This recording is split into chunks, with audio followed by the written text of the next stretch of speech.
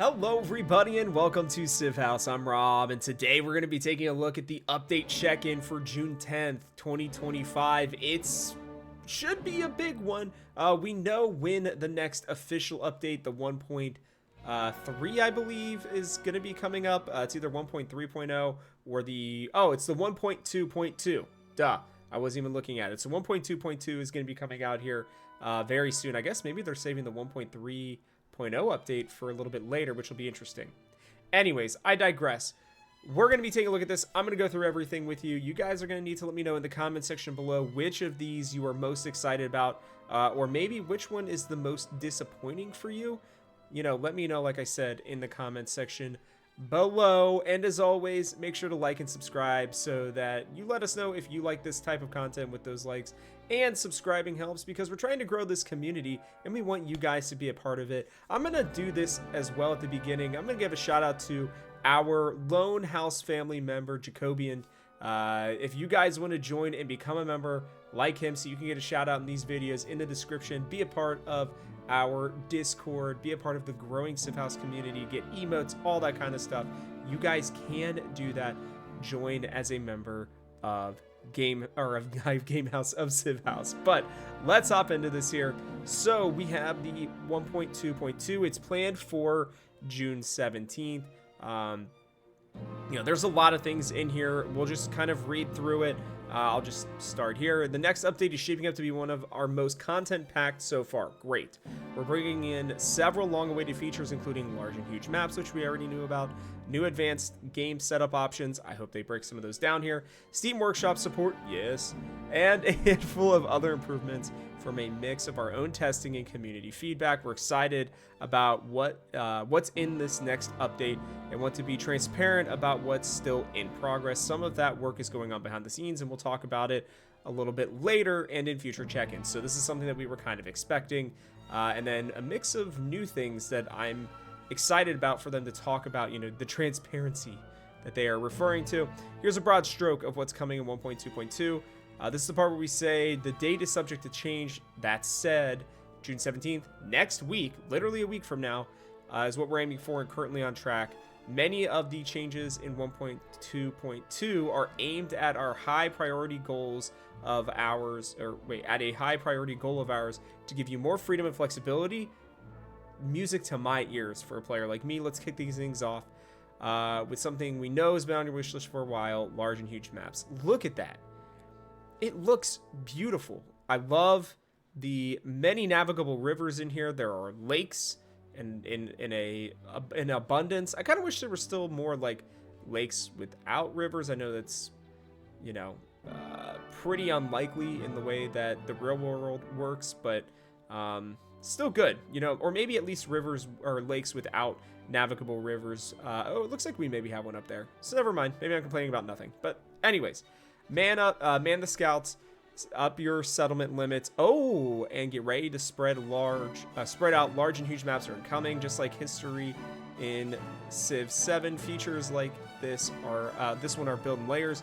Over the last few updates, we've been steadily laying the groundwork. Resource generation got a big overhaul. Yes, it did.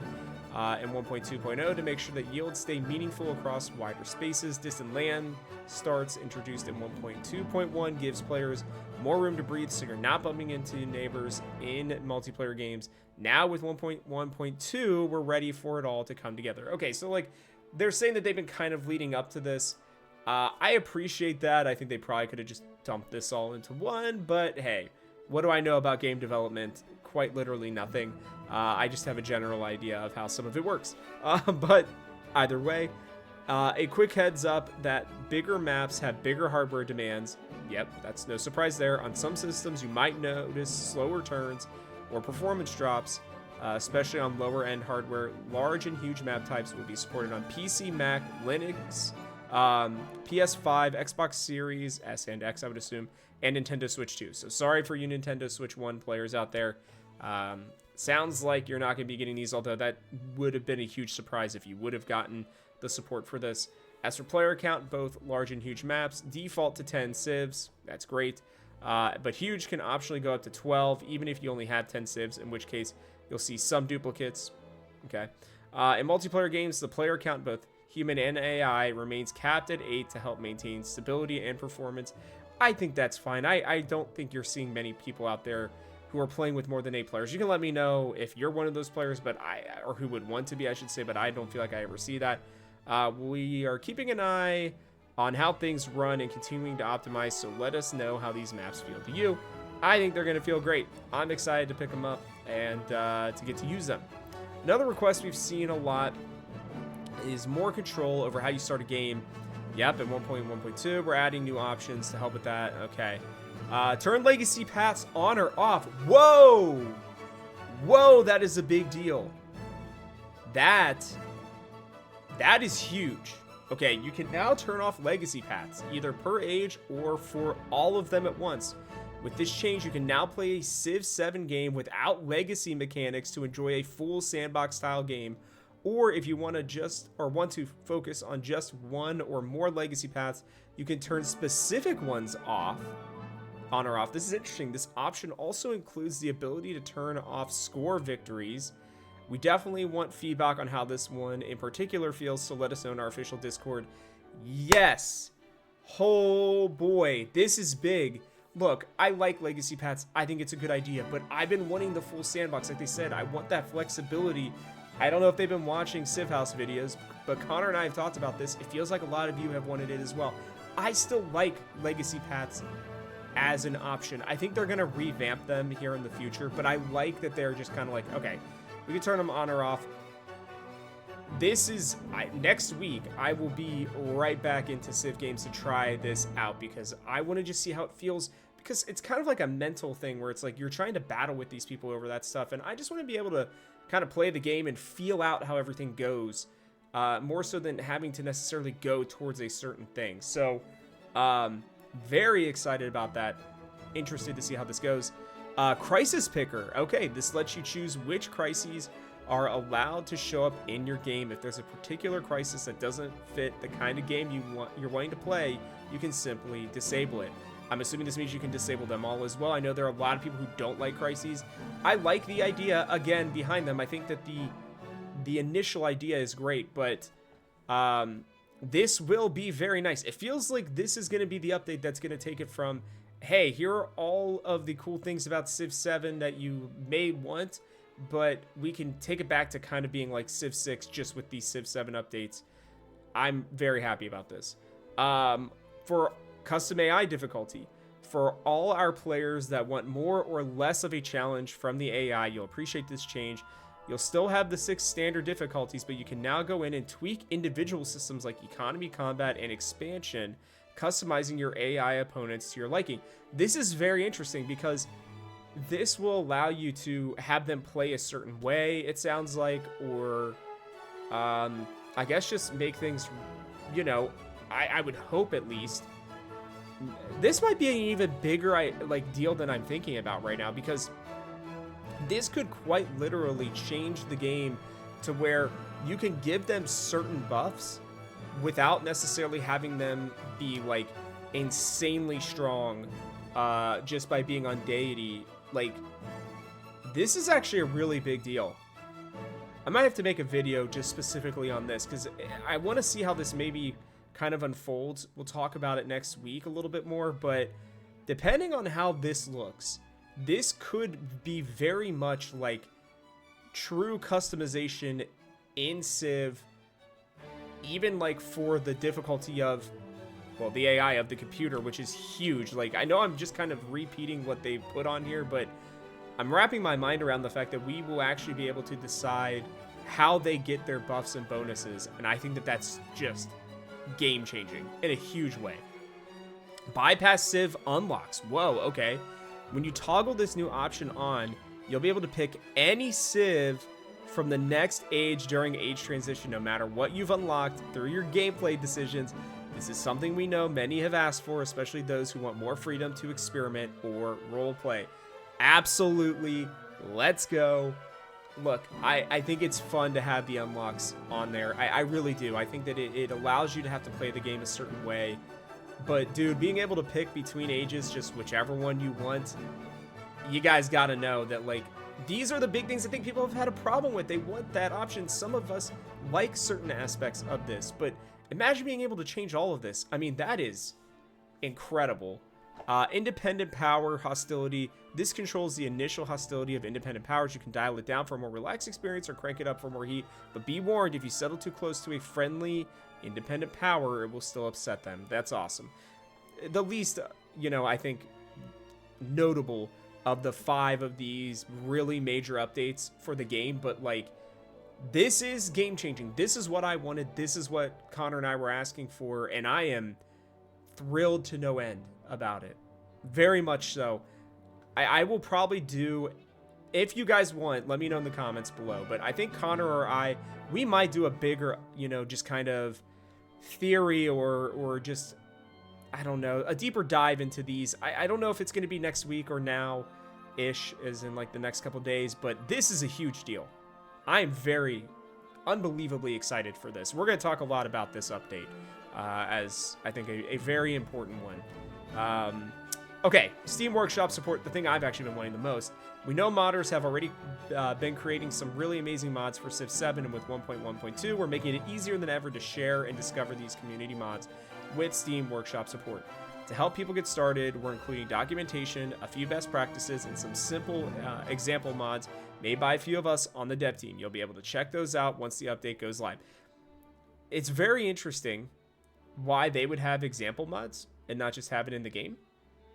But hey, whatever, we'll take it. This is our first step into workshop support for Civ 7, and we will be looking for ways to expand modding support in the future. For now, we're excited to see what the community creates. Let's go. We've been doing our series on, different civs and different leaders that we want to, be made in the game or put in the game. If any of you modders out there, as always, we've talked about this, want to collab, you guys have some ideas, or want to take some of our ideas that we have used and put it in the game, let us know. We are more than happy to do that with you guys, but this is awesome. Look, I'm even on Nexus mods and other mods, I'm not a huge fan of using them. I will if I feel like it is needed, but I was really hoping Steam support would come in because I think it's just easier. I'm sorry for you modders who've been doing it since the start. I have not used them as much. We will have full-on coverage of mods coming out here very shortly. We will be looking into cool mods on different franchises like Lord of the Rings, Star Wars, whatever that you can think of. We will be doing stuff for that, and we will be giving our top mods that you want. You guys should really fully expect for next week for us to have a lot more content, even just over like a day or two span than normal, because we want to make sure we get some of this stuff out there for you guys, because we're very excited. I hope you guys are too, but this is great. Okay. Whew, this is awesome. All right, let's talk about some changes coming with towns. We knew this was coming. With a new specialization, a redesign of the urban center, and a handful of balance changes, we're hoping to make settling and building towns more rewarding. And with these new large maps, trust us, you'll want to invest in some town building. Let's go. Carthaginian players, we're feasting. Let's go. We'll start with what's new. I guess Carthage and Rome, to a certain degree, right? And I think Great Britain. Yeah, Great Britain too. Okay, big buffs for them. Resort Town is a brand new town specialization aimed at players who like settling in naturally beautiful areas. Okay. All right. Spain is going to be getting a little bit of an update. And what's her name? Gosh, why can't I remember her name right now? Isabella. There you go. Wow. Brain totally farted there. It gives bonuses to happiness and gold on tiles with high natural appeal. And on top of that, towns with this specialization get a bonus to yields on natural wonder tiles. I think that's an awesome town. Absolutely love it. Urban Center has been reworked to better reflect its name and role. I think this is a good one. It now boosts gold and happiness towards building maintenance and unlocks access to key buildings like a library, bath, and monument without needing to fully upgrade into a city. So the Urban Center is going to be kind of like that middle ground. Again, for players who are playing town specific. Again, if you're playing Carthage, if you're playing Great Britain, right? Even if you're playing Rome to a certain degree, right? Being able to get these three things and being able to have like kind of that middle ground, and be able to have a city that's not really a city, I think is perfect. This is what you wanted if you're people like myself. We've also made a few small but meaningful tweaks to improve variety and balance across other town types. Fort Town will allow you to purchase additional walls. That's perfect. Religious sites happiness bonus will scale across all buildings in the town instead of applying a flat +2. Wow. Okay. Factory Town will grant a +5 trade range. That's huge, making it easier to connect distant supply lines. Okay, so that's obviously going to be huge, for the modern age, in a big way. Yeah, that's great stuff.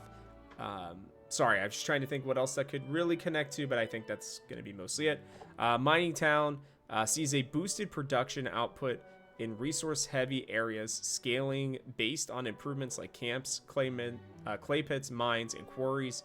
And for the only nerf of the bunch, Hubtown has been tuned down slightly to bring it in line with other towns, providing +1 influence per connected town instead of 2. All right, I love that. I wish we could better see the connection between the towns and our cities, like what all they're bringing to it. And maybe that's on there and I just haven't paid attention enough to see it, but like this is making me think that. I love town specialization. I think it's great. I think it's like a step closer to, or sorry, not a step closer. It's like a step above what we had with districts, right? It feels like towns are just bigger districts in other areas that can be turned into cities, obviously. I personally love towns. I like having a few big cities and then having towns kind of spread around them to help and, I think lift up those big cities. That feels more real to me, and I love these changes. I think that's awesome. Okay, new city-state bonuses, pantheons, and beliefs. Now let's talk through some of the city-state bonuses. We've had 24 new city-state bonuses. Huge. 2 new pantheons in a big batch of 14 new religious beliefs across Founder, Reliquary, and Enhancer beliefs in this update. On the city-state side, we wanted to broaden the pool of bonuses available across every age, especially on larger maps and with more players. You might have started seeing the same bonuses pop up over and over. This update will introduce a wider spread of options, including bonuses that better reflect where you are in the game, like expanding settlement limits, that's huge, and antiquity, or new yield bonuses tied to buildings during the exploration age. I'm fine with that. You know what? I'm going to talk about that I'm going to take 2 beats to talk about that. I think that this is going to add a lot more variety to the game in general anyways. I know that they're mostly doing this because of, large and huge maps coming in, as they said here, but I think that even for smaller maps, you'll have more variety, which will allow you to kind of change your gameplay even more so, right? Which I think is good. On the religious side, and this is one I'll also have some stuff to talk about. We've added 2 new Antiquity Age pantheons and a range of new beliefs with a focus on creating more reasons to actually convert your cities, not just cities belonging to your neighbors. We'll be sharing those beliefs in detail when the update releases. Religion still has room to grow when it comes to engaging gameplay. This update adds some variety, but we've got our sights set on bigger changes in the future. Yes, please. This is fine, whatever. I'm going to be honest, I don't really know if I care that much about these. I just appreciate the fact that they understand that religion has room to grow and they are looking at Antiquity Age. Look, it's fine that I think there are some people who liked that religion was maybe just put into the exploration age. I like the idea of everything kind of carrying over and being connected to a certain degree. That's one of the things I've always loved about Civ games. This is so needed. Like, they need to take a really, really, really big look at religion and how it interacts in the game.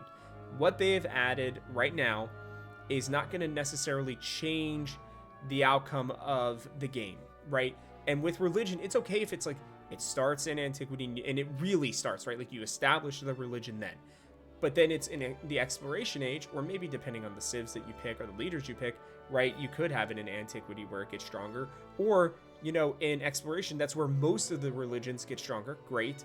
And then in the modern age, it's where, maybe some of them get a little bit more, established or stronger. But I think that the idea of it just being basically in the exploration age is the biggest problem. And these are not changing that, but the fact that they mention it means that there's going to be more to change, and I hope that they will do that. Yeah, that would be awesome.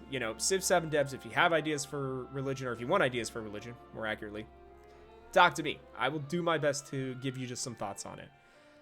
Okay. The other items being worked on for June. So they wanted to highlight these. Specialist balance. I think that's a good idea. After our big food buff in 1.2.0, specialists were feeling a little overpowered. Yeah, I could see that, especially when their maintenance cost could be negated via various policies. We rebalance the policies to keep in line with the new food curve. I think that's fine. Treasure fleets are growing legs. These will now be called treasure convoys. You'll be able to use them over land and not just sea. Yay! Still don't... I feel like they are trying to fix something that doesn't necessarily need to be in the game in the way that it is. I think that there's still more work to be done on treasure fleets. They probably hate me for saying this, and I'm sure a lot of people will feel the same way. But the convoys being on land does make it so much nicer. So I'm glad that they are doing that. I think that will at least help a good bit. Scout Dog is now pettable. Okay. This one's less game impacting, but it does impact our hearts and souls. That's good. I'm glad that you can do that. Bug fixes, UI polish, and quality of life. We're always looking, always improving what's already in the game. You'll get exact details. Yeah, that'll be a long one to go through. That might end up being like 2 videos. Okay, and we want to mention, and some we want to mention are coming beyond June. Okay, so this is good. If you didn't see something covered in this check-in, it doesn't mean it's not being worked on. There's plenty of other features still in progress, like Auto Explore. We're targeting July for this feature, which will function similarly to how it worked in Civ 6, but possibilities begin here. During the Firaxis feature feedback Discord event, you shared your insight into the future of the feature and voted on its possible evolution, taking the time to help us lay a few paths for the system. Before we change the system further, take some time to experience Auto Explore in Civilization 7 and share your thoughts with us. Okay, I don't really know what's going on with that, but I didn't see if any of you want to update me on what the feedback was from that. Let us know. We also know features like hot seat multiplayer are high on many players' lists. While we don't have a specific date for this yet, it's something we're actively scoping. We'll keep you posted through check-in articles like these as things come together. So, okay, look, Auto Explore, for a lot of you, it seems like more of you than I thought. It is an important feature. I think that's great. I don't mind kind of exploring. I think it's a good part of the game. And then hot seat multiplayer, I know that there are a lot of you who do play this way. We've known since the beginning that this was kind of on the back seat. You know, like, this is not what's going to be bringing in, I think, more players necessarily, especially since they literally are taking away players, technically, right? Instead of having just 2 people play at home on separate rigs or separate, systems, you're just wanting to play at home. So you're taking away some of their business a little bit with that, even with, like, mods, to be honest with you, right? Like, those 2 things, I think, really technically help and hurt Civ 7's business. So I can see why they've kind of pushed it off until now. But I would bet hot seat multiplayer is here well before the end of the year. I would say maybe in August or September for those of you who like to do it. All right, the journey so far and what's ahead. Now that we've talked about 1.2.2 and a couple other features above, let's talk about where we are and where we're heading. This is, I think, a really important section here. Since the launch, we've been focused on improving Civ 7, the Civ 7 experience by delivering highly requested features, cleaning up pain points, and responding to immediate areas of feedback. I think they've done I'd give it like a 7 out of 10 job on this so far. Although this update, I think, really, really, really kind of raises that bar. May even make it into an 8 for me. That work will still continue in June, July, and beyond. But we also want to acknowledge some of the bigger things players have been asking about. With Civ 7, we took some big swings with many features, ages, Civ switching, commanders, legacy paths, legends and mementos, towns, and more. Absolutely. Our goal moved beyond static empire building and into something more dynamic where civilization evolves and reinvents itself over time.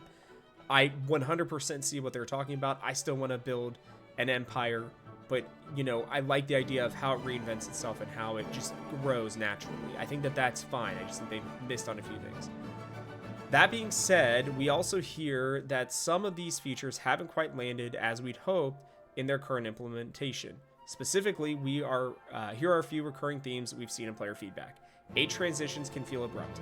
They are extremely abrupt, and they are jarring at times, and they change things, I think, in a way that a lot of us wouldn't like for them to. I'd almost rather take 10 minutes, 15 minutes to, like, place my units and choose which ones get upgraded and more than that. And I know that some of that already happens, but I'm talking about, like, even more so. I think that would be great. Game replayability needs more depth. What's interesting is that, like, I feel like the game is pretty replayable. It's just that it's more replayable with trying out different civ combos and leader combos and things like that than it is like playing the same leader multiple times like I used to do. Yeah, I was one of those boring people. So I don't know, like I don't feel like that's a huge deal, but that's okay. There's room for improving the player's sense of Empire identity and continuity through a multi-age campaign. That one I completely agree with 100%. The continuity, the connection, it needs to be there. That's why it feels so jarring. These are significant areas of the game that are incredibly important to get right, but are more complex to solve. Addressing this feedback in a satisfying way will take time over the course of several updates. That said, you'll start to see some smaller changes in July focused on end-of-age countdowns and improvements to age transitions. For the longer term and broader changes, we'll share more detailed plans when we're ready. We're invested in making these changes and empowering you to enjoy what sets Civ 7 apart.